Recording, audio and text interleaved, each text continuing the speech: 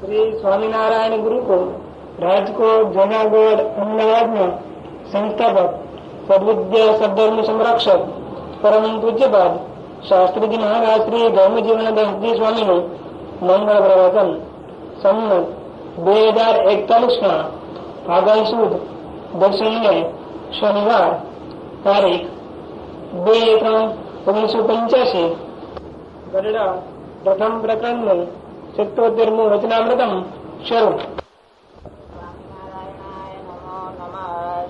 હરિકૃષ્ણાય નમો નમઃ. શ્રી પૂર્ણ પુરુષોત્તમાય નમો નમઃ. સ્વામિનારાયણ હરે સ્વામિનારાયણ હરે. સંવત 1874 ના દ્વિતીય જ્યેષ્ઠવદી અમાવસ્યાને દિવસ સ્વામી શ્રી સહજાનંદજી મહારાજ શ્રી ગરડા મધ્યે દાદા ખાચરના દરબારમાં શ્રી વાસુદેવ નારાયણ ના મંદિર આગળ આથમણે દ્વાર ઓરડાની ઓસરીએ ઢોલિયા ઉપર વિરાજમાન હતા અને સર્વ શ્વેત વસ્ત્ર ધારણ કર્યા હતા ને પોતાના મુખારવિંદ ની આગળ મુનિ તથા દેશ દેશના હરિભક્તની સભા ભરાઈને બેઠી હતી અને મુનિ માહોમાહી પ્રશ્ન ઉત્તર કરતા હતા. પછી એક મુનિએ અણસમજણે કરીને ભગવાનના નિશ્ચયનું બળ લઈને ધર્મને ખોટા જેવા કરવા માંડ્યા. પછી શ્રીજી મહારાજ બોલ્યા છે, ભગવાનના જ્ઞાનની ઓટ લઈને જે ધર્મને ખોટા કરી નાખે તેને અસુર જાણવો. બરાબર છે. બરાબર કીધું છે. મારે બરાબર કીધું છે. નિશ્ચયમાં કસર તો નહીં હાલે, બાકી શ્રુતિ સ્મૃતિમાં થોડોક ફેરફાર હશે તો હાલે, પણ કે નિશ્ચયમાં કસર ન રાખવી. પણ આ નિશ્ચય ને ઓછે ધર્મ ને ખોટા કરે ને આમ બોલે એમાં તો લખ્યું જ કે મારે જેમ કે ધર્મ થોડાક ઓછા પડાય તો કે એમાં વાંધો નથી. આપડે તો ભગવાન નો નિશ્ચય છે એટલે બધું પતી ગયું. પછી હરવે આવે. પણ આમાં શું કહ્યું? અમે એ જ કીધું ને મારે. અરે અસુર કયો પતિ ક્યાંથી અસુર કયો શું કયો? અસુર જાણવો. અસુર જાણવો. અને ભગવાનના સ્વરૂપમાં તો એવા કલ્યાણકારી અનંત ગુણ રહ્યા છે તે શ્રીમદ ભાગવત ને વિશે પ્રથમ સ્કંદમાં પૃથ્વીએ ધર્મ પ્રત્યે કહ્યા છે. માટે જેને ભગવાનનો આશરો હોય તેમાં તો ભગવાનના કલ્યાણકારી ગુણ આવે છે અને જેને ભગવાનના સ્વરૂપનો નિશ્ચય હોય તેમાં એકાદશ સ્કંદમાં કયા એવા જે સાધુના 30 લક્ષણ છે તે આવે છે. માટે જેમાં 30 લક્ષણ સંતના ન હોય તેને પૂરો સાધુ ન જાણવો. ના પડી જશે. કેટલો જાણવો?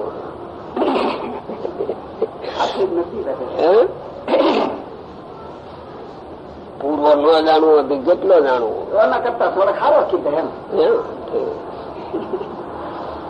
બોલો. અને જેને ભગવાનનો નિશ્ચય હોય તેના હૈયામાં તો પ્રભુના કલ્યાણકારી ગુણ જરૂર આવે. કલ્યાણકારી ગુણ જરૂર આવે. અને જયારે પ્રભુના ગુણ સંતમાં આવે ત્યારે તે સાધુ 30 લક્ષણે યુક્ત હોય. માટે આજથી જે કોઈ પંચવર્તમાન રૂપ જે ધર્મ તે મૂકીને જ્ઞાન કે ભક્તિ નું બળ લેશે તે ગુરુદ્રોહી વચનદ્રોહી છે. શું કહ્યું? ગુરુદ્રોહી વચનદ્રોહી છે. મહાત્મા નું ઓઠ લઈને બોલશે તો ગુરુદ્રોહી નું વચનદ્રોહી. કેટલા નિર્ણયો નક્કી કરીને દીધા છે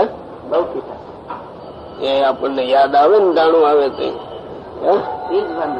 ટાણું આવે ત્યારે થોડાક ભૂલાઈ જાય ને. બોલો. ભગવાન નો નિશ્ચય હોય એમાં 39 ગુણ આવે અને આશરો હોય એમાં 30 લક્ષણ આવે. સાધુ એમાં જુદા જુદા કીધા. આશ્રમમાં તો 39 કીધા ને, નિશ્ચયમાં 39 આશ્રમ. આશરો અને નિશ્ચય બે વચ્ચે અંતર હોય. દેખાય અંતર? એટલે પણ નક્કી કરવું જોઈએ ને. આશરો શું કહેવાય અને નિશ્ચય શું કહેવાય? આશરામાં તો આશરો જ છે અને નિશ્ચયમાં તો પછી આમ જનરલ આવી જાય, બહુ મોટું જાજો. નિશ્ચય જેને છે એને ગમે તેવી સ્થિતિમાં, સુખ દુઃખમાં, માન અપમાનમાં એ નિશ્ચય વાળો મજબૂત બહુ હોય. આશરા વાળો એ જરાક ડોલ્યા કરે, ટોકને આધારે જીવવું એટલે પંડનું બળ તો નહીં ને, નિશ્ચય વાળાને પંડનું બળ હોય છે, એટલું વધારે થાય. એટલે એમાં ભગવાનના ગુણ આવે કલ્યાણકારી, અને આશરા વાળાને સાધુના ગુણ આવે. 30 લક્ષણો. જો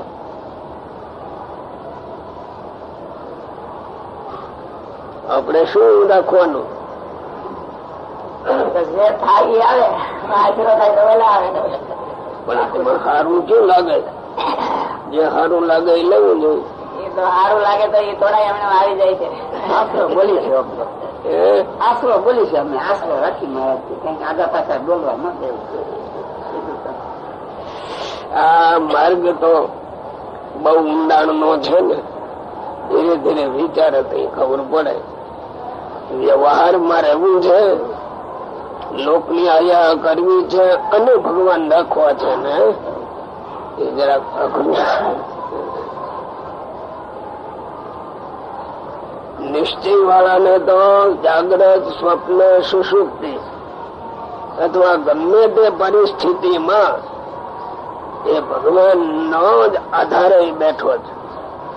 અને આશરા વાળો છે ને, એ અહીંયા કોઈક 2 જણા આવ્યા હોય કે અમારે 2 પાંદી રહેવું છે એટલે આપણે આશરો આપીએ, પણ એની મનાઈ નહીં કે અમારું ઘર છે, આશરો મળ્યો છે, દરિયા છે. એમ આશરે જે રહેતો હોય ને ભગવાનને, પાકું નહીં થતું. ના પાકું નહીં, અને ઘર મનાય જ નહીં. એ ખબર પડે પાડવી જોઈએ, પણ કોઈ વિચાર નહીં કર્યા હોય ને. આમ તો શરણાગતિ ને તો બહુ વળી ઊંચી કીધી. શરણાગતિ તો માનસિક ધર્મ છે, આશરો દૈહિક ધર્મ છે, એમાં ફેર પડે. એટલે એ જે શરણાગતિ કીધી એ આશરો એમ નહીં. ના, એ તો માનસિક વૃત્તિ આવી. અને આપણે કેમાં ખપીએ એ આપણે જવું જોઈએ. શેમાં ખપીએ? આશરો રાખીને બેઠા છે મહારાજ, જેમ રાખે એમ રહી એવું.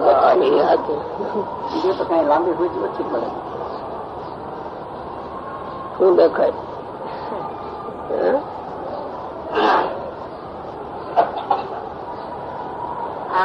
ભગવાન ના 39 ગુણ ને 30 ગુણ, 30 લક્ષણ, એમાં આમ જાડો આમ તો ઘણા ગુણ તો બધા એક હરખા હોતે એની અંદર આવે છે. તો આમ જાડો તફાવત 2 માં જોઈએ તો હું ઉપલી નજરે શું દેખાય? 39 માં ભગવાન નો સંબંધ આવે છે, 30 માં સંત નો સંબંધ આવે છે. સંત કેવા હોય તો ગાવા હોય એમ. ઓલામાં ભગવાન ના 39 કલ્યાણકારી ગુણ, અને એ ભગવાન ની નિષ્ઠા જયારે મજબૂત થાય તો ભગવાન ના ગુણો આવે. ભગવાન ના ગુણો આવે એનામાં સાધુતાના તો સ્વાભાવિક આવી જાય. આ બધું એકલાને ઊંડાણમાં પોતાની મેળે વિચાર કરવો જોઈએ. આ સમૂહ નું નથી. આપણે ભગવાન વરવા છે, આપણે ભગવાન મેળવવા છે. હવે આપણે કેમ રહેવું જોઈએ એનો વિચાર કરવાનો. સમાજ નો કરવા જાઓ તો નો રહેવાય. જેવી જ વાત એકાંત છે. એકાંત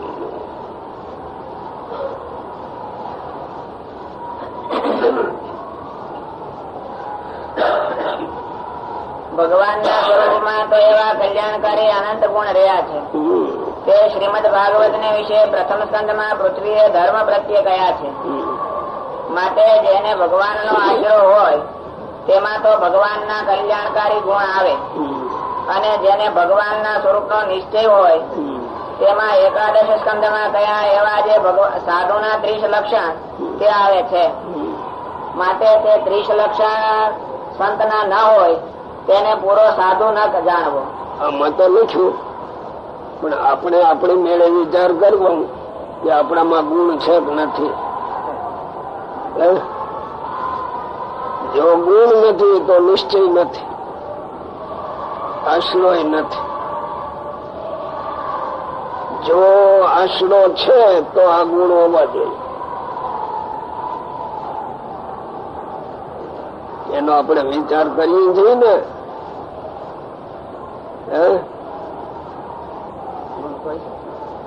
ગુણ તો સંતોષમાં શીલ, સંતોષ, દયા એવા બધા તિતિક્ષા કેવા બધા એ વસ્તુ હોય તો ખરા. એ ભગવત કલ્યાણકારી કહેવાય. સંતોના બીજા છે, કૃતજ્ઞનો, સાધુ, દયાળુ.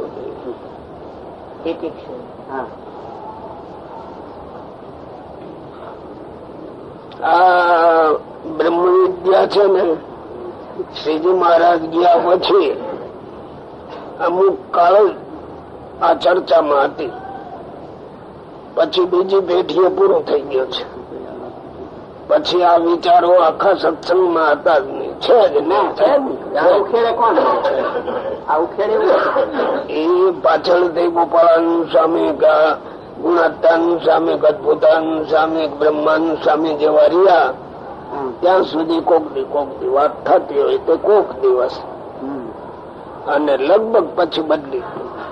એટલે આ વાત પછી રહી નહીં. એટલે અંદરના ભાગમાં જ આચાર્યો અને ત્યાગી વચ્ચે જ ન રહી. પછી ગ્રસ્તમાં આવે ક્યાંથી? એટલે ગ્રસ્ત નો કોઈનો વાંક નથી. એને આમાંથી મળ્યું જ નહીં કઈ, એટલે એને ત્યાં આવે ક્યાંથી? હવે તો એક જ આવ્યું કે સેવા કરો એટલે કલ્યાણ, બસ થઈ. આવડા ગુણ ની હારે કઈ સંબંધ નહીં.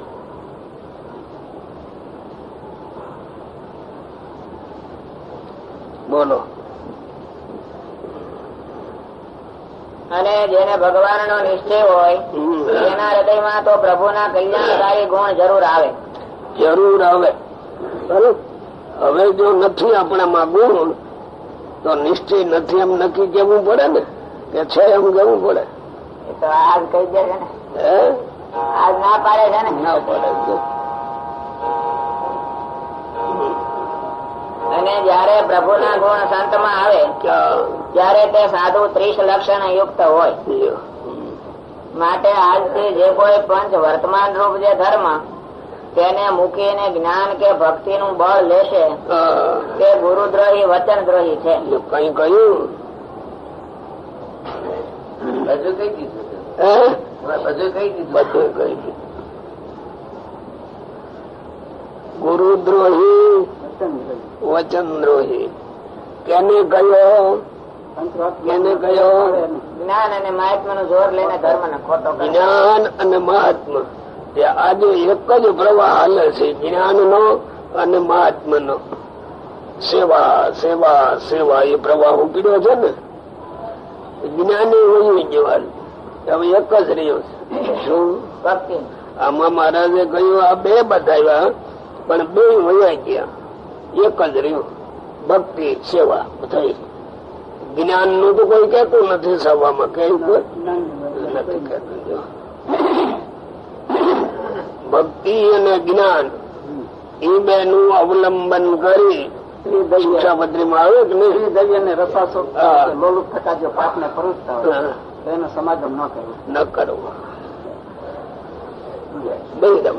આ તો એકલા ને એકલા વિચાર કરો તો ખબર પડે, નહીં તો પડે. જો આમાં શિક્ષાપત્રી નું અનુસંધાન આવી ગયું. બોલો. અને એવી ધર્મભંગ વાત જે કોઈ કરતો હોય તેને વિમુખ કેવો. અને એમ કેવું છે તમે તો અસુર નો પક્ષ લીધો છે તે અમે નહીં માની. અસુર માં પડે અસુર નો પક્ષ કોણ? આમાં જે ધર્મ જ્ઞાન ને ભક્તિ નું અટ લઈને જે પંચ વર્તમાન ને એને ગૌણ કરે. ગૌણ કરી નાખે. અને ભક્તિ એટલે સેવા, એનો મહિમા વધે. અને જ્ઞાન એટલે શાસ્ત્રમાં આમ કહ્યું છે ને શાસ્ત્રમાં આમ કહ્યું છે ને જીવ આવો છે ને ઈશ્વર આવા છે ને માયા આવી છે ને એ જ્ઞાન કહેવાય. એનું અવલંબન રાખીને ધર્મ ને ખોટો કરે. અને પંચવર્તમાનમાં પાડે. પંચવર્તમાન જે રહેવું કરવું એને જે ગૌણ બનાવે છે એને અસુર કહે. એમ કહીને તે અધર્મ ની વાત ને ખોટી કરી નાખવી. પછી સંતે પ્રશ્ન પૂછ્યો છે, હે મહારાજ, કોઈક ભગવાન નો અતિ દ્રઢ ભક્ત હોય ને દેહ મૂકવા ટાણે તેને પીડા થઈ આવે છે અને બોલ્યાનું પણ કઈ ઠેકાણું રહેતું નથી, અને કોઈક તો કઈ પાકો હરિભક્ત જણાતો ન હોય અને દેહ મૂકવા સમયે તો અતિ સમર્થ જણાય છે અને અતિશય ભગવાન ના પ્રતાપ ને જાણીને ભગવાન નો મહિમા મુખે કહીને સુખ્યો તકો દેહ મૂકે છે. એનું શું કારણ છે? જે સારો હોય તેનું અંતે સારું ન દેખાય અને જેવો તેવો હોય તેનું અંત સમય સારું દેખાય. એનું કારણ કહો. એ પ્રશ્ન છે. પછી શ્રીજી મહારાજ બોલ્યા છે, દેશ, કાળ, ક્રિયા, સંગ, ધ્યાન, મંત્ર, દીક્ષા અને શાસ્ત્ર એ 8 વાના જેવા હોય તેવી પુરુષની મતિ થાય છે. તે જો સારા હોય તો સારી મતિ થાય છે અને ભૂંડા હોય તો ભૂંડી મતિ થાય છે. અને પુરુષના હૃદયને વિશે પરમેશ્વરની માયાના પ્રેર્યા થતા ચારે યુગના ધર્મ વારાફરતી વર્તતા હોય તે જો અંત સમયે સતયુગનો ધર્મ આવી જાય તો મૃત્યુ બહુ શોભી ઉઠે અને ત્રેતા અને દ્વાપરનો ધર્મ આવે તો તેથી થોડું શોભે અને કળીનો ધર્મ મૃત્યુ સમય આવે તો અતિશય ભૂંડું દેખાય. એમ અંત સમયે સારું નરસું તે તો કાર્ય કરીને છે અથવા જાગ્રત, સ્વપ્ન અને સુષુપ્તિ એ 3 અવસ્થા છે. તેમાં જો અંત સમયે જાગ્રત અવસ્થા વર્તતી હોય તો પાપી હોય તે પણ બોલતા ચાલતા દેહ મૂકે અને અંત સમયે સ્વપ્ન અવસ્થા વર્તતી હોય તો સંખ્યા જેવું કઈ ને કઈ બોલતો થકો દેહ ભગવાન નો ભક્ત હોય તો પણ દેહ મૂકે અને અંત સમયે સુષુપ્તિ અવસ્થા પ્રધાન વર્તે તો ભગવાન નો ભક્ત હોય અથવા વિમુખ હોય તો પણ ઘેનમાં ને ઘેનમાં રહીને દેહ મૂકે પણ સારું કે નરસું કાંઈ બોલાય નહીં. અને અંતકાળે 3 અવસ્થા થકી પર અને બ્રહ્મરૂપ એવો જે પોતાનો જીવાત્માને સાક્ષાત્કાર માનતો થકો જે દેહ મૂકે તે તો જેવી ઈશ્વરને સામર્થ્ય હોય તેવી સામર્થ્ય જણાવીને દેહ મૂકે છે અને એમ બ્રહ્મરૂપ થઈને સામર્થ્ય જણાવીને દેહ મૂકવો તે ભગવાનના ભક્તને જ થાય છે પણ બીજા વિમુખ જીવને એમ થાય જ નહીં. એવી રીતે કાર્ય કરીને અંત સમયે સારું નરસું જણાય છે અથવા અવસ્થાઓને યોગ્ય કરીને સારું નરસું જણાય છે. અને વિમુખ હોય ને તેને અંતકાળે જાગ્રત અવસ્થા વર્તતી હોય ને બોલતો ચાલતો દેહ મૂકે તેને કરીને કઈ તેનું કલ્યાણ થતું નથી. વિમુખ તો સારી પેટે દેહ મૂકે અથવા ભૂંડી રીતે દેહ મૂકે પણ નરકે જ જાય. અને ભગવાન નો ભક્ત હોય ને તે બોલતો બોલતો દેહ મૂકે અથવા સંખ્યા જેવું બોલીને દેહ મૂકે અથવા શૂન્ય મૌન રહીને દેહ મૂકે પણ તેનું કલ્યાણ જ છે, એમાં કઈ સંશય નથી. એમ ભગવાનના ભક્તને જાણવું. ભક્ત હોય જાણે. અને ભગવાનનો ભક્ત હોય તેને અંત સમયે સ્વપ્નાદિક ને યોગ્ય કરીને ઉપરથી પીડા જેવું જણાતું હોય પણ એને અંતરમાં તો ભગવાનને પ્રતાપે કરીને અતિ આનંદ વર્તતો હોય. માટે નક્કી હરિભક્ત હોય ને અંત સમયે લવાજખા કરતો થકો દેહ મૂકે પણ એના કલ્યાણમાં લેશ માત્ર સંશય રાખવો નહીં. ઇતિ વચનામૃતમ. એવી રીતે પ્રથમ પ્રકરણ નો 77મો વચનામૃતમ થયું. ભગવાન ના દ્રઢ ભક્ત ની વાત આવે. દ્રઢ ભક્ત હોય એ તો ક્યારેક નવા દાખલા જેવું બોલતો હોય જેવો તેવો ભક્ત હોય પણ જો આમ બોલતો ચાલતો બધા વાત કરીને ભગવાનનું નામ સ્મરણ કરીને મૂકે છે એનો કેમ સમજવું? મારે તો દેશકાળ ક્રિયા સંઘ મંત્ર શાસ્ત્ર દીક્ષા આઠવાના જો સારા હોય ને નબળા હોય એને જોગે છે. સારા હોય ને સારો યુગનો ધર્મ જો પ્રવર્ત હોય તો સતયુગ હોય તો એ બોલતા ચાલતા એમાં જાગ્રત અવસ્થા વર્તતી હોય તો ધર્મ તો એ બોલતા ચાલતા તે મૂકે. અને દ્વાપર કહેતા ન હોય તો જે લવા જાખરા જેવું બોલે, કળિયુગ ન હોય તો પછી ઘોર અંધકાર ન હોય, પછી અવસ્થા જાગ્રત સુસુપ્તિ ને કીધી. એને લઈને એ ભક્તા ભક્ત ની વાત છે. બાકી એક ઉત્તમ ભક્ત તો જે તો આત્માથી જુદો બ્રહ્મરૂપ થાય ને ભગવાનની સાથે સંબંધ કરીને એ તો સ્વતંત્ર થકો બધાને કહીને જાય. બીજા ભક્ત ની વાત કરી માટે ભક્ત ભગવાન નો હોય અને કદાચ આવી રીતે અવસ્થા કે જાગૃત અવસ્થામાં કદાચ દેહ પડે સુસુપ્તિમાં તો પછી ભક્ત ને એવી રીતે થાય ને અભક્ત ને પણ એવી રીતે થાય. પણ ભગવાન ભક્ત ની બીજી ગતિ થાય નહીં. બોલો કદાચ બોલતો ચાલતો દેહ મૂકે અભક્ત તો એનું સારું ન થાય, એની તો નર્સની પ્રાપ્તિ થાય. દેખાવે હોય આમ ભાગવતમાં એ આવે છે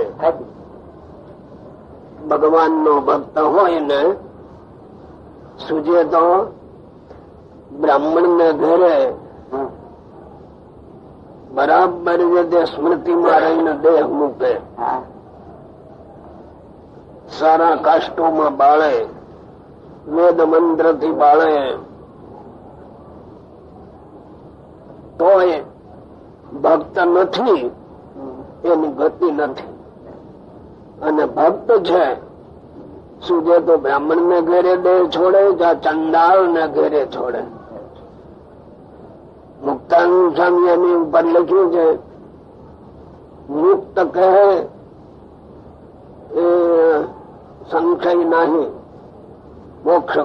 મોક્ષ માર્ગમાં એનો સંશય કરવો નહીં. મુખ્ય તો એવું છે કે ભગવાન નો આશરો થયો, ભગવાન નો ભક્ત તરીકે જીવન જીવ્યો, એની દુર્ગતિ થતી જ નથી. ગીતામાં શબ્દ આવે નહીં નમો ભક્ત પ્રણશ્ય. પ્રતિજ્ઞા તરીકે મારો ભક્ત છે એ ગમે તે રીતે દેહ મૂકે અથવા ગમે તે કારણથી એનું મૃત્યુ આવે પણ એના મોક્ષમાં સંશય નહીં કે છે. અહીં પણ એ જ કહેવા માંગે છે આપણે બધા ભગવાનના ભક્તો છીએ. વાંચીએ એટલે બધું આવે ખરું, ભક્ત હોય એ આવો હોય, પણ ઊંડાણમાં તપાસીએ તો આપણે થોડાક ઓછા હોઈએ એટલા પૂરા ન હોઈએ. પણ એ ભગવાન નું બળ રાખીને કે હે ભગવાન મને સન્મતિ આપો કે હું આવો થાઉં, એટલી ભાવના સહિત એ જો જીવન જીવતો હશે ને તો એના મોક્ષ માર્ગમાં સંશય ન થાય. જેને આ જગત ની વાસના છે ને આને જગત છોડવું પડે છે એ દુર્ગતિમાં. ઓલાને જગત ની વાસના નથી, ભગવાન માં જ હેત છે. અને જો એટલી તૈયારી થઈ ન હોય તો ભગવાન એના રક્ષક છે એટલે રક્ષા કરે છે. જાજુ એમ આવે દયાળુ ની દયા ઉપર જ નભાય છે. સાધન નું જોર જીવ મારી શકે એમ નથી, અદલ કરાવી શકીએ એમ નથી. ફજલ જ બધા બરાબર છે. અદલ કરાવવા જાવ તો પાછા પડી જાય. આપણામાં શું દયા છે એમાં જ આપણો ઉદ્ધાર છે. આ કઈ કઈને કયું છે પણ આ વચનામૃતો લગભગ 50 પછી પેલા પ્રકરણ ના એ ભારે ઊંડા મર્મ વાળા છે.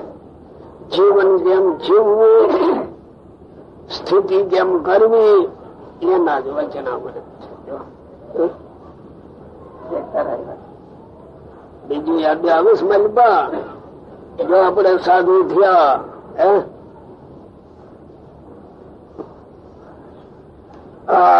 તમારે તો આગળ કોઈને નથી, પણ જાગ્યો જો એવો સહવાસ થાય ને તો માલી બાપે હે કઈક પાછું.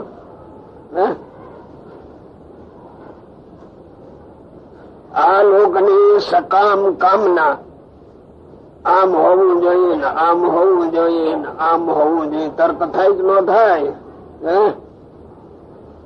એ હોવું જોઈએ શું? એ માયાના સંબંધ વાળું જ હોય. હોવું જોઈએ જે કહ્યું એટલે માયિક સંબંધ જ છે. માયિક સંબંધમાં જ રાજી થવાય. ત્યાં લગી આશરો કે નિશ્ચય એને કહેવાય કેવી રીત?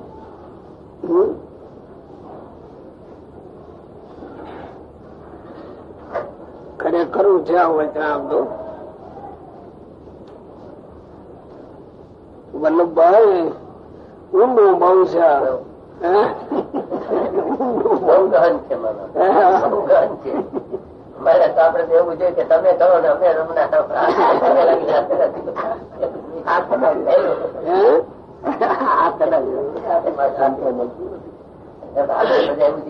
જાપ કઈ બ્રાહ્મણ ને કે જાપી જપે ને પૈસા નહીં ગયો જાપ જપી જશું. આપડે જપવા નથી. આ એવો ઘાટ છે ફળ એટલું ના મળે. પછી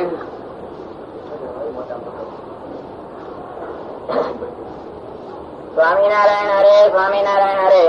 1877 ના અષાઢ સુધી ત્રીજને દિવસ સ્વામી શ્રી સહજાનંદજી મહારાજ શ્રી ગઢડા મધ્યે દાદા ખાચર ના દરબારમાં શ્રી વાસુદેવ નારાયણ ના મંદિર આગળ આથમણે બારણે ઓરડાની ઓસરીએ વિરાજમાન હતા અને શ્વેત ખેસ પહેર્યો હતો અને શ્વેત ચાદર ઓઢી હતી અને મસ્તક ઉપર શ્વેત પાગ બાંધી હતી ને કંઠને વિશે શ્વેત પુષ્પનો હાર પહેર્યો હતો ને પોતાના મુખારવિંદ ની આગળ મુનિ તથા દેશ દેશના હરિભક્તની સભા ભરાઈને બેઠી હતી.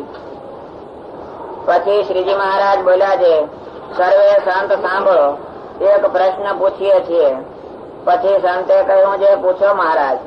પછી શ્રીજી મહારાજ બોલ્યા છે, દેશ કાળ ક્રિયા સંગ મંત્ર દેવતાનું ધ્યાન દીક્ષા અને શાસ્ત્ર એ 8 સારા હોય તો પુરુષની બુદ્ધિ નિર્મળ થાય છે અને એ 8 ભૂંડા હોય તો પુરુષની બુદ્ધિ ભ્રષ્ટ થાય છે.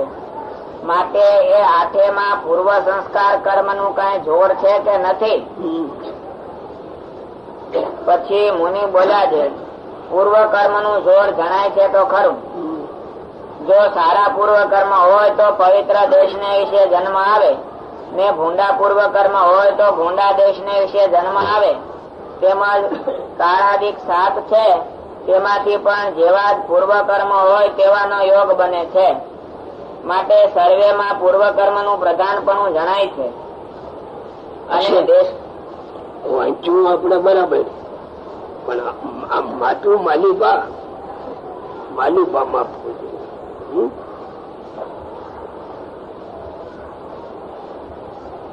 જો અહીં બધા તમે બેઠા છો, દેશ તો એક જ છે ને. અત્યારે આ કાળ છે એ પણ બધા એનો હરખો. ક્રિયામાં નથી કઈ, સંગમાં નથી. આપણે ઘટાડતા સ્વામી ઘટાડતા નથી, પણ પૂર્વ કર્મ ના કોઈ પ્રશ્ન કારણે તો આ જોગ છે. એ તો બરાબર છે. એટલે એનું પ્રધાન પણ તો થોડું થયું કે નહીં? થોડું ભલે બહુ નહીં નહીતર તો એવું થાય કેવી રીતે? મારું કહેવાનું સમજ્યા?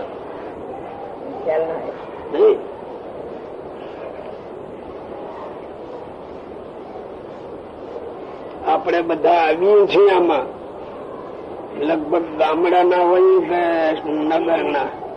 ગામડાના.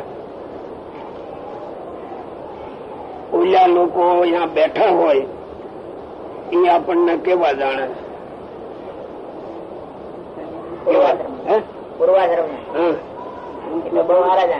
ઉદ્ધાર થઈ ગયો.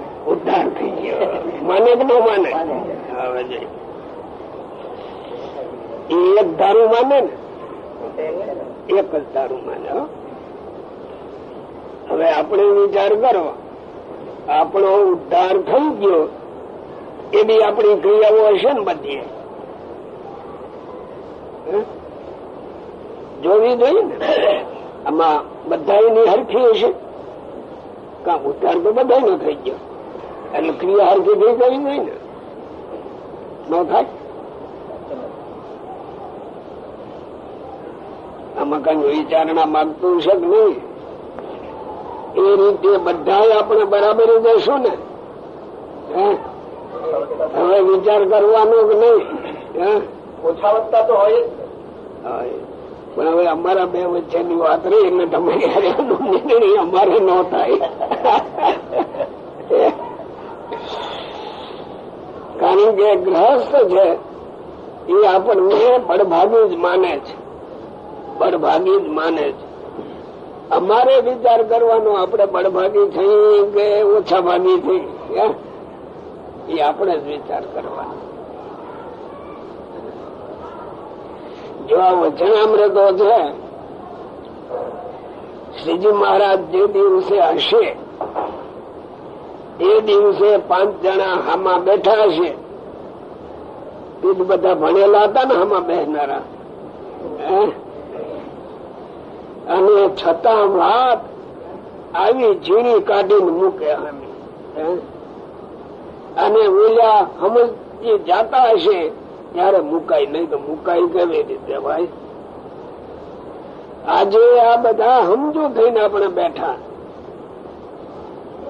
અને જાણ્યું ને ઓલા અજાણ હતા. આ બધા સમજો કેટલી ઝીણી વાત છે એમ.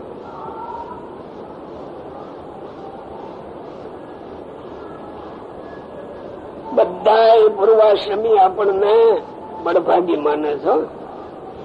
હવે આપણે બરાબર બળભાગી જોઈએ ને.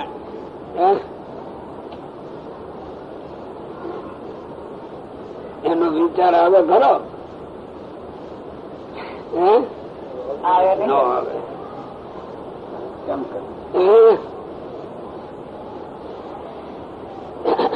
એ તો એવું છે ને, ઈશ્વરે આ દુનિયા એવી બનાવી છે.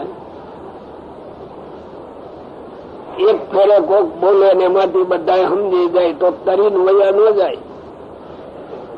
એ નથી આગળ હલાય એવું છે. અહીં રોકાઈ જવું પડે. પાછું ગમે એટલા દોડો વચમાં ઠેસ વાગે પડી જવાનું. પછી જેટલા દોડ્યા હોય એટલું જ પાછું રહેવાનું. દોડ્યા હોય ને એટલું જ પાછું રહેવાય. હશે ઠેસું આવતી હશે કે નહીં આવતી હોય એમાં ઠેસ માં જ પડ્યા હોય. પણ કોઈ દી વિચારે કર્યો નથી કે આપડે આ ઠેસું માં થઈ કે રસ્તે થઈ.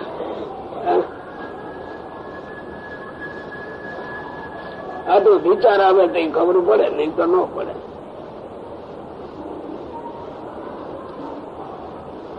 ઊંડું છે થોડું ઊંડું. આ બધા વચનામૃત લાગુ થયો છે.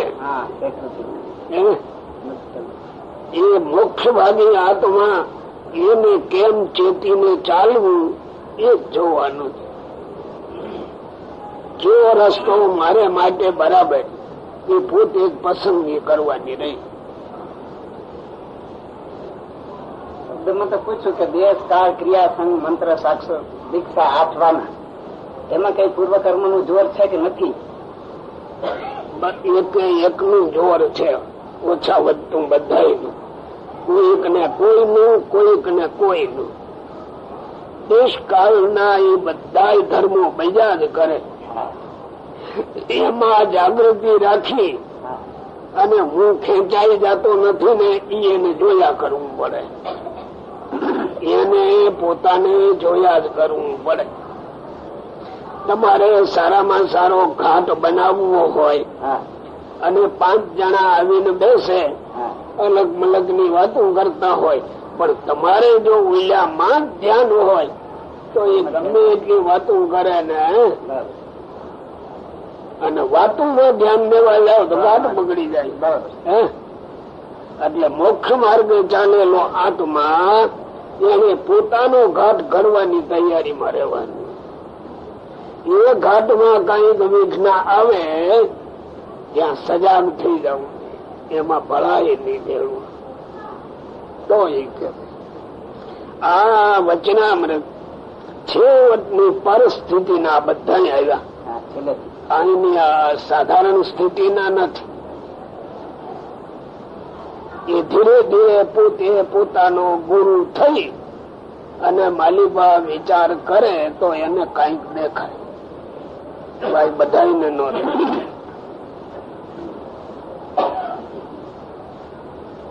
એવું ભાઈ બોલો કેવું કોને નહી લે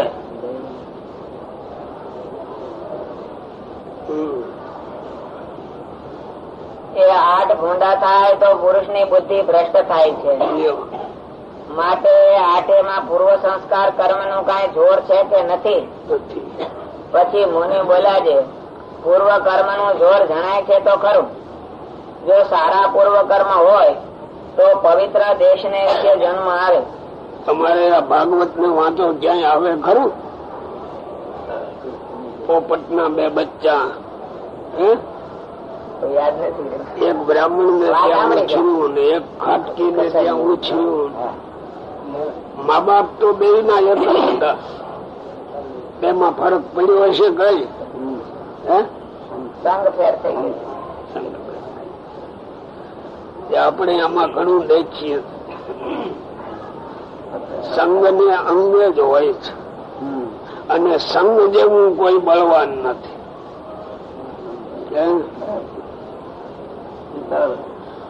જો અમે સાધુ થવા આવ્યા તેથી અમે હું હો તે બી સાધુ બેહારી ને વાતું કરતા. આમ આમ જોતા જાય ચારે બાજુ અને કહેતા જાય. એમાં બતાવે પછી આવડાની પાસે નો બેહું નો કોઈ દી. આવડાની વાત નો સાંભળવી, આવડાની બરાબર સાંભળવી. બધા વિભાગી કરી કે કઈને કેતા કે આમાં આવેલા એમાં એવા ભાગ હશે ત્યારે ને. અહીંયા આવ્યો એટલે બરબાદી જ થઈ ગયો. ઉલટા ના પાડતા અને એ પેલા જ ચેતવવાના હોય. આપણે અહીંયા ચેતવતા નથી કોઈને, પણ લગભગ ન ચેતવાય એટલે એ જરૂર ક્યાંક ચપડાઈ જવાના. કારણ કે તરત એવી વિશાળ બુદ્ધિ ક્યાંથી હોય ભાઈ, અને ઉંમર પ્રમાણે ન હોય, પાછી સંજોગો ન હોય. અને ભગવાનના માર્ગે આપણે મજબૂત થઈને જો ચાલવું હોય તો આ બધું ઓળખવું પડે. ઘણા હોશિયારીમાં બોલે એ અમને કોઈનો સંગ ન અડે, અમે અમારી રીતે કરીએ. એટલે અમારા જેવા તો દાંત કાઢે કે આ શું વાતું કરતો હશે. તો આ બધા શાસ્ત્રકારો લખે છે ખોટું ને. સંગ એવો રંગ એ ચડી જાય તમારે. સાધન કરતા સંગ બળવાન છે. શું છે પણ આ ભૂલી જવાય છે, યાદીમાં રહેતું નથી. અને આપણો આ માર્ગ છે આત્માને શુદ્ધ થઈને ભગવાનની પ્રાપ્તિ કરાવવી છે. એટલા માટે આ સત્સંગ છે. એને લોક વ્યવહારમાં તમે જોડી દો સત્સંગને તો ભગવત પ્રાપ્તિ ન થાય લોક વ્યવહાર સાથે.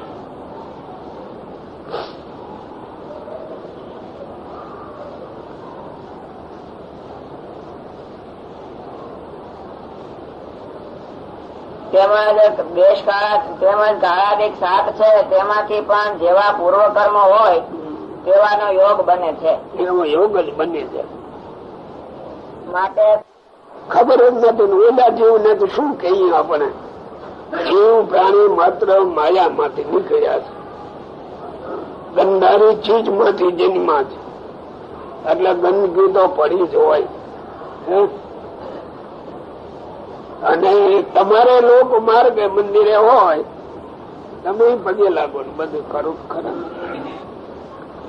કે આ સાધુ ને મોસંબી વેચવા છે બધાને દેવા, એટલે એમાં તમે તારવો કોઈ ને નો તરવાય ખરું. એટલે સામાન્ય ઓલિયાને મજબૂત થઈ ગયું, હું હવે સાધુ થઈ ગયો, હવે અરે હક મળવા માંડ્યો, એટલે એ સાધુ થઈ ગયો. બરાબર,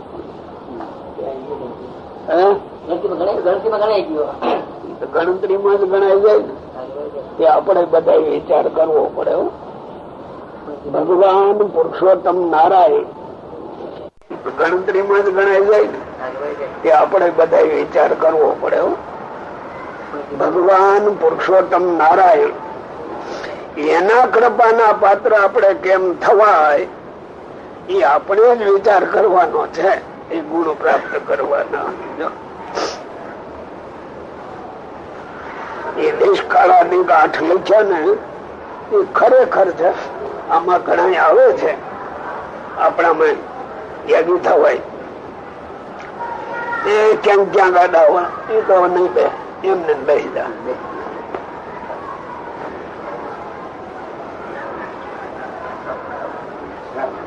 જૂના સાધુ કહેતા ગુરુ કરતા શીખ્યા છો. હવે એ શબ્દ કોઈ વાપરતો નથી, પેલા એ શબ્દો બહુ વપરાતા. હવે તો એ કોઈ બોલતું નથી. ગુરુ કરતા શીખ્યા છો આગળ જૂના સાધુ કહેતા. હિન્દુસ્તાન માં ઉપાડી જાય એવાને તો ગુરુ કર્યા કે છે ને જમીન.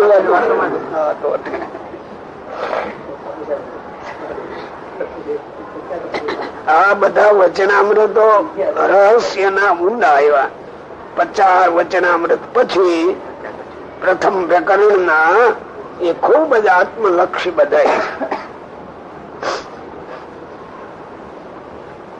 પછી શ્રીજી મહારાજ બોલ્યા છે, દેશકાળ થી લઈને દેવતા જે પરમેશ્વર ત્યાં પર્યંત સર્વેને વિશે પૂર્વ કર્મ ને પ્રધાન કહો છો. જો વડતાલી ગયો તેથી તો સ્વામી નારાયણદાસજી અને આપણા ગુરુ પુરાણી સ્વામી બે ને વડતાલ જવાનું. એટલે એની પડખે 2 ચેલા હતા, હું ભેળો હતો. વડતાલી ગયા પછી જૂના કોઠારી તેથી ગોરધનદાસ હતા અકબરજી મહારાજ વખતના, અને સાધુઓ પણ એને દંડવત કરતા. પછી હવ જાય એટલે આપણે પગે લગવા જવાનું હોય. એ આંખે અંધ હતા, 2 તકિયા રાખતા, એક આગળ અને એક પાછળ. ઉંમર બહુ થઈ ગયેલી ને. મેં દંડવત કર્યા, પગે લાગ્યો.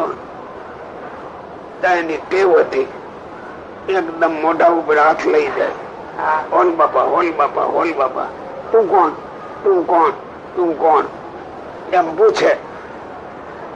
ત્યારે મેં કહ્યું હું સાધુ છું. સાધુ બાપા? તો કેમ ચલો? મેં કહા પુરાણી મારા આગળ આવ્યા ને જુનાગઢ વાળા, હે?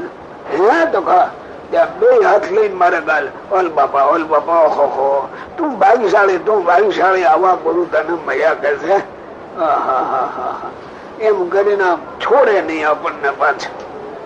આમ રાજી દેખાય માલિકા. ગુરુ કરતા કે છે આવડ્યા છે એમ કેતા આગળ. આમાં જો એ આવ્યું દેશ કાળ ક્રિયા સંગ મંત્ર શાસ્ત્ર દીક્ષા દેવતા નું ધ્યાન ના બધા આવ્યા ને. એ જો હરખા ન હોય બધા, અને એકાદું ગેદિક મળી ગયું એટલે બધું મળી ગયું તો એ ચલાવીએ, ચલાવવામાં વાંધો નહીં. પણ આત્માને જે ચોખ્ખું થવું છે અને જેને મેળવવા છે એમાં કામ ન આવે. ગુરુ કરતા આવડવા જોઈએ. પછી શ્રીજી મહારાજ બોલ્યા છે, દેશકાળ થી લઈને દેવતા જે પરમેશ્વર ત્યાં પર્યંત સર્વેને વિશે પૂર્વ કર્મ ને પ્રધાન કહો છો, તે કયા શાસ્ત્ર ને મતે કહો છો? તેનું કોઈ વચન ભણી દેખાડો. અને એક કર્મ નું જ પ્રધાનપણું તો જૈન ના શાસ્ત્ર માં છે, પણ બીજામાં નથી. બીજા શાસ્ત્ર માં તો પરમેશ્વર અને પરમેશ્વર ના ભક્ત નો સંગ તેનું જ પ્રધાનપણું છે. માટે તમે કેવળ કર્મ નું પ્રતિપાદન કરો છો, તે ઉપરથી સત્સંગી છો કે છાના નાસ્તિક છો કે શું? કેમ છે નાસ્તિક વિના બીજો કોઈ કર્મ નું પ્રતિપાદન કરતો નથી, અને નાસ્તિક તો વેદ શાસ્ત્ર પુરાણ અને ઇતિહાસ જે ભારતાદિક તેને ખોટા જાણે છે, અને પોતાના માગધી ભાષાના જે ગ્રંથ તેને જ સાચા માને છે. માટે મૂર્ખ થતા કર્મ નું પ્રતિપાદન કરે છે. અને જો પૂર્વ કર્મે કરીને દેશાધિક 8 ફરતા હોય તો મારવાડ ને વિશે કેટલાક પુણ્ય વાળા રાજા થયા છે. તેમને અર્થે 100 હાથ ઊંડા પાણી હતા તે ઉપરછલા થયા નથી. અને જો પૂર્વ કર્મ ને વશ દેશ હોય તો પુણ્ય કર્મ વાળા ને અર્થે પાણી ઊંચા આવ્યા જોઈએ, અને પાપી ને અર્થે ઊંડા ગયા જોઈએ. પણ એમ તો થતું નથી. અને મારવાડ દેશમાં તો પાપી હોય અથવા પુણ્ય વાળો હોય પણ ઊંડા પાણી ઉપજે, પણ તે દેશ પોતાના ગુણનો ત્યાગ કરતો નથી. માટે દેશકાળાદિક તો પૂર્વ કર્મના ફેરવ્યા ફરે નહીં. તે માટે જે પોતાના કલ્યાણને ઈચ્છે તેને તો નાસ્તિકની પેટે કર્મનું બળ રાખવું નહીં, અને ભૂંડા દેશાદિક 8 હોય તેનો ત્યાગ કરીને રૂડા જે દેશકાળાદિક 8 તેનું સેવન કરવું. અને દેશ તો બારણે પણ સારો નરસો હોય, અને પોતાના દેહરૂપ જે દેશ તે પણ સારો નરસો હોય. તે જયારે દેહરૂપ જે સારો દેશ તેને વિશે જીવ હોય ત્યારે શીલ સંતોષ દયા ધર્મ ઇત્યાદિ જે કલ્યાણકારી ગુણ તે વર્તતા હોય. યાદ આવે બરાબર આવે દેહરૂપી દેશ ત્યારે ખારા વિચારો આવે. સત્વગુણ હોય ને એને લઈને વધારે સારો દેખાય. એને ઓળખો ખરા ને એવું આવે ક્યારેક દેખાય.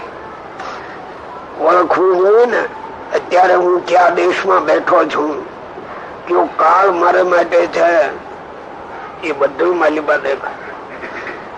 પણ એવા વિચાર કરનાર તરીકે આપણો અભ્યાસ જોઈ, નહીં તો ન દેખાય. એલા સાધુઓ સાંભળતા હશે ને, વિચાર કરતા હશે પોતાના દેહમાં રહીને. વિચાર કરવો જોઈએ. જો આ બધી વાતો એવી આવી છે કે અઘરામાં અઘરી, એટલે આમો જવાબ ઘડીકમાં કોઈ દે નહીં. દિયેલા ન દે કોઈ. પણ આ તો આપણને એમ દેખાય શ્રીજી મહારાજ ને કેટલી આ આશ્રિતો ઉપર માલિબા પ્રીતિ હશે કે દાદી અભણ લોકો બેઠા હોય એની આગળ આવી ઝીણી વાત કાઢીને વાત કરીશ. લ્યો આજ આપણે ભણેલા કહેવાય તો આ ઝીણી વાતમાં ઊંડા ઉતરવા તો વાર લાગે. હો તેદી અભણ હોય એને મહારાજે તૈયાર કરી દીધા. તે ઝીણામાં ઝીણી વસ્તુ સમજી શકે એવા તૈયાર કર્યા પાછા. અને જયારે આ દેહરૂપ જે ભૂંડો દેશ તેને વિશે જીવ રહ્યો હોય ત્યારે કામ ક્રોધ લોભ મોહ મદ મત્સર ઇત્યાદિ ભૂંડા ગુણ વૃદ્ધિ પામે છે. ક્યારે અપવિત્ર દેહરૂપ દેશમાં હરિયો હોય ત્યારે આપણે બધા શું માર્યા છીએ? દેખાય છે. દેખાય છે. બોલો. અને સારો ભૂંડો જે સંગ થાય છે તેની વિગતિ એમ છે જે જેનો સંગ થાય તે સાથે કોઈ રીતે અંતર રહે નહીં. એ રિવાજ જ છે, એ ગોખી રાખો. તમારે કોક ની હારે જો હેત થયું એટલે અંતર રહે જ નહીં. જેને જેને જ્યાં જ્યાં હેત થયું એટલે એ બરાબર જ દેખાય, અને હેત ન હોય તો બરાબર ન દેખાય.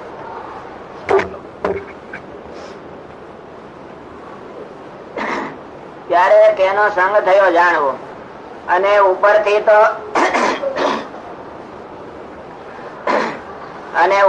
તો શત્રુને પણ હૈયામાં ઘાલીને મળે છે, પણ અંતરમાં તો તે સાથે લાખો ગાવનું છેટું હોય.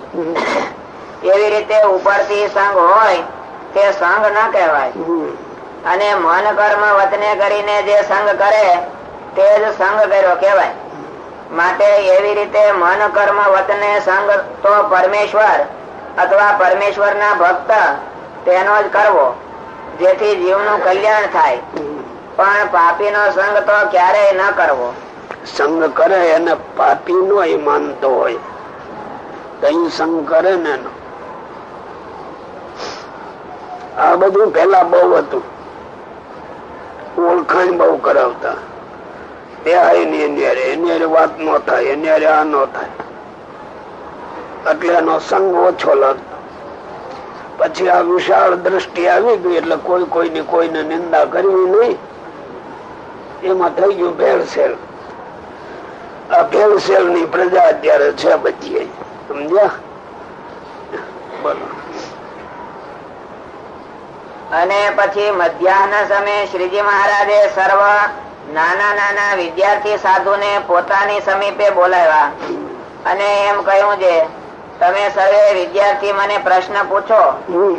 પછી મોટા શિવાનંદ સ્વામીએ પૂછ્યું છે, જેને ભગવાનનો અચળ નિશ્ચય હોય તે કેમ ઓળખાય? પછી શ્રીજી મહારાજ બોલ્યા છે, જેને અચળ નિશ્ચય હોય તેને ભગવાન સારી ક્રિયા કરે અથવા નરસિંહ ક્રિયા કરે તે સર્વે કલ્યાણકારી ભાસે. અને ભગવાન જીતે અથવા હારે અથવા કોઈક ઠેકાણે ભાગે અથવા ક્યારેક રાજી થાય, ક્યારેક શોક કરે ઇત્યાદિ અનંત પ્રકારની ભગવાનની ક્રિયાઓ તેને જોઈને નિશ્ચય વાળો ભક્ત હોય તે એમ કહે છે, પ્રભુની સર્વ ક્રિયા કલ્યાણ ને અર્થે છે. એ કેમ એમ માનતો છે?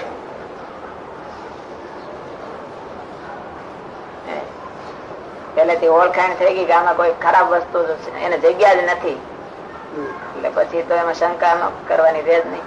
પણ દેખાય તો ખરું ને કે ખરાબ દેખાય ખરું, એટલે એમ જાણે કે કોઈ રીતે હશે, પણ આમાં તો કઈ જગ્યા નથી. એને ભગવાન તરીકે દેખી ગયો છે, પરભાવથી દેખી ગયો. એને આખી માણસો ઓલી ઝલક દેખાણી, એટલે આ તો આપણું ધાર્યું ન કરે એ કેવો દેખાય? હારો ન દેખાય, હારો ન દેખાય. એટલે આપણી પરભાવ ની છે ને આપણી દ્રષ્ટિ, એટલે અધૂરી કહેવાય ને.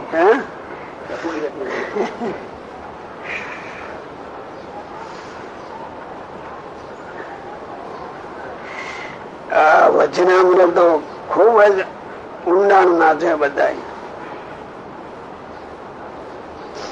આપણે આ ભેળા રહેતા હોય ને એમાં ટેવાવું જાય તો આનંદમાં દિવસ જાય.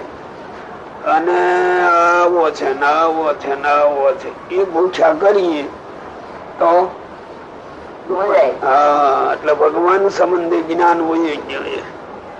એ આ પરચુણિયામાં કરી ગયા આપણે. ભગવાન માં નિશ્ચય કરવાની વાત થાય ને પછી ક્યાં કરવો? એ ભગવાન માં નિશ્ચય થાય ત્યારે આ દ્રષ્ટિ આવે. ભગવાન ને માટે તો બરાબર જ બોલે, પણ પછી આ તમારા બધાની સાથે બરાબર ન હોય તો એને ભગવાન જાણ્યા જ નથી. ક્રિયા બદલી જાય, ક્રિયા નથી બદલે. બોલવા મારા ક્રિયા ન બદલે. તે જયારે બોલે ત્યારે એવું ને એવું બોલતો હોય તો તેને પરિપક્વ નિશ્ચય વાળો જાણવો. પછી નિર્માનાનંદ સ્વામી એ પૂછ્યું છે, ભગવાન અને ભગવાનના સંત તેને વિશે દોષ બુદ્ધિ ના આવે તેનો શો ઉપાય છે? પછી શ્રીજી મહારાજ બોલ્યા છે, જેવો પ્રથમ કહ્યો એવો ભગવાનનો અચળ નિશ્ચય હોય તો તેને કોઈ રીતે ભગવાનને વિશે દોષ બુદ્ધિ આવે નહીં. અને એવા મોટા જે ભગવાન તેના દાસનો મહિમા જયારે વિચારે ત્યારે ભગવાનના ભક્તનો પણ કોઈ રીતે અવગુણ આવે નહીં. પછી નિર્માનાનંદ સ્વામીએ અને નાના પ્રજ્ઞાનંદ સ્વામીએ બે મળીને પૂછ્યું છે, જાગ્રત, સ્વપ્ન અને સુષુપ્તિ એ ત્રણ અવસ્થાને વિશે ભગવાનની મૂર્તિ અખંડ કેમ જણાય? પછી શ્રીજી મહારાજ બોલ્યા છે, પૂર્વ જન્મનો કોઈ શુભ સંસ્કાર બલિષ્ઠ હોય તેને ભગવાનની મૂર્તિ ત્રણેય અવસ્થામાં અખંડ દેખાય છે. અથવા ભય, કામ અને સ્નેહ એ ત્રણ જેને વિશે અખંડ હોય તેને ભગવાન વિના બીજું કઈ પદાર્થ હોય તે પણ ત્રણ અવસ્થામાં અખંડ દેખાય છે. તો ભગવાન દેખાય એમાં શું કેવું? એ તો દેખાય જ. પછી નાના શિવાનંદ સ્વામી એ પૂછ્યું છે સત્સંગ ને વિશે. ભય કામ અને સ્નેહ, ભય કામ અને સ્નેહ અખંડ હોય તો મૂર્તિ અખંડ દેખાય. ભય, જન્મ મરણ નો ભય ઉભો થવો જોઈએ ને, એ હજી આપણે ક્યાં બીજી છે. આ દેહ પડ્યા પછી ક્યાંક જન્મ લેવો પડે એનો ભય, એ ભય ક્યાં છે?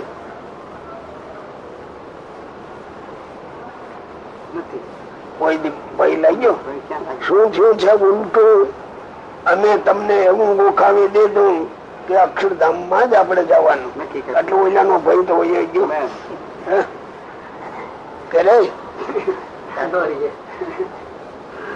આ તો મને તો બહુ દેખાય માલી બાબી. આ માર્ગે ચાલવામાં ઉલટા હવા થાય અને જ્ઞાન ન આવે.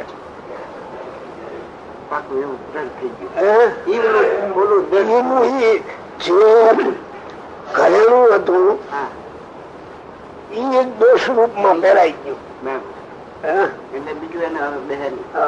બીક મટી ગઈ, બીક મટી ગઈ એટલે નિર્ભય થઈ ગયો.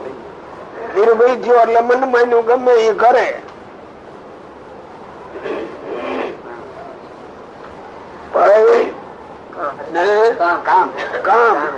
કામ એટલે સ્વાર્થ, કઈક કઈક ઈચ્છામાં હોય ને એ સ્વાર્થી જે માણસ છે એ તો કઈ જોતો જ નથી. પછી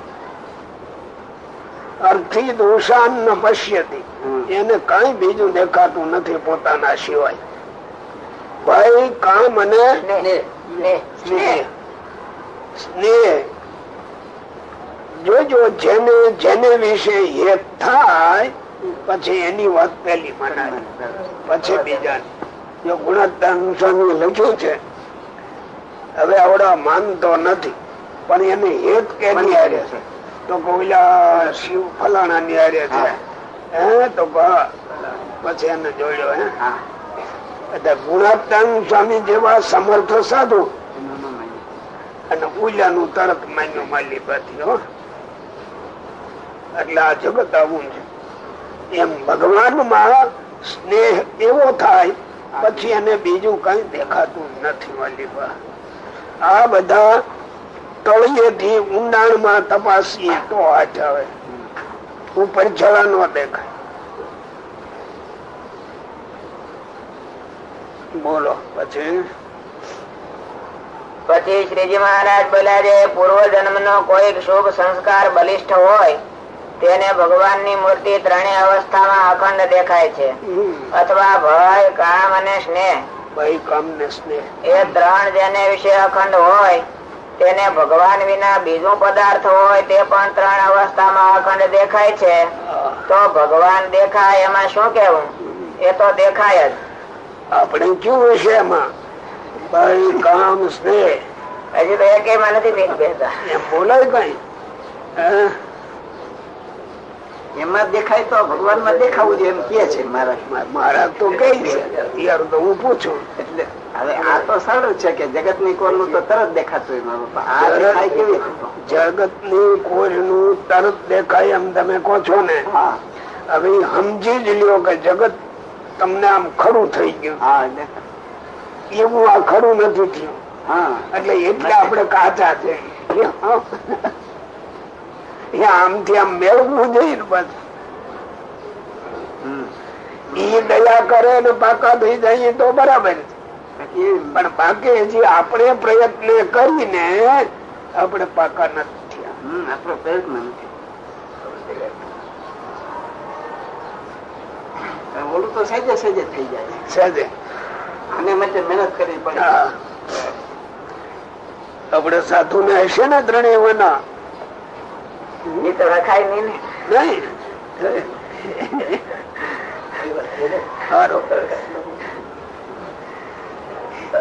પછી પછી નાના શિવાનંદ સ્વામી એ પૂછ્યું છે સત્સંગ ને વિશે અચળ પાયો જેનો હોય તે કેમ જણાય? અચળ પાયો કરવો છે કે અધરીઓ રાખવો છે? કરવો તો પડે, કરવો તો પડે. તો હવે જોજો માલિક શું આવે છે. એક તો એ પ્રશ્ન છે અને બીજો પ્રશ્ન એ છે જે માન, કામ, ક્રોધ, લોભ, મદ, મત્સર, ઈર્ષા ઇત્યાદિ જે શત્રુ તે કેવા પ્રકારે કરીને નાશ પામે છે. પછી શ્રીજી મહારાજ બોલ્યા છે જેને સત્સંગ નો અતિ દ્રઢ પક્ષ હોય તે જયારે કોઈ સત્સંગ નું ઘસાતું બોલે ત્યારે ખમી શકે જ નહીં. જેમ પોતાના કુટુંબી હોય ને તે સાથે કચવાણ થઈ હોય તોય પણ જયારે એનું કોઈ ઘસાતું બોલે ત્યારે ખમાય નહીં. એવી રીતે જેને જેવો દેહના સંબંધી નો પક્ષ છે તેવો જેને સત્સંગ નો પક્ષ હોય તેનો પાયો સત્સંગ ને વિશે અચળ છે. અને બીજા પ્રશ્ન નો એ ઉત્તર છે જે આમાંનામાં હું કહું, આ તમે બધા બેઠા છો ને, આમાં ઓછા વધતું દેખાય ખરું? એ તો ઓછા વધતા તો હંદા હરકત. તો પછી કેમાં જોડાવું ને કેમાં ન જોડાવું?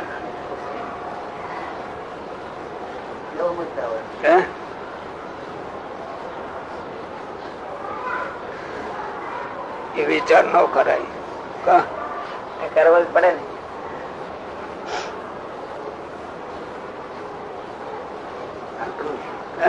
આકરું છે થોડું.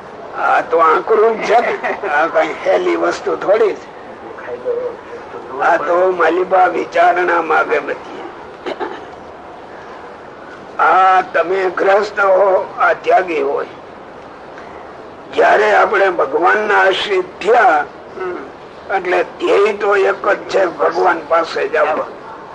હવે ભગવાન ને માર્ગે ચાલતા રસ્તામાં કોઈ વિઘ્ન કરે તો હેત નો રહે. એવું નથી ભરી જાય. ઘણું આમાં વિચારણા માંગે. સારું છે, આટલું છે ને ભગવાન ની દયા માની લેવી આપણે. બોલો પછી.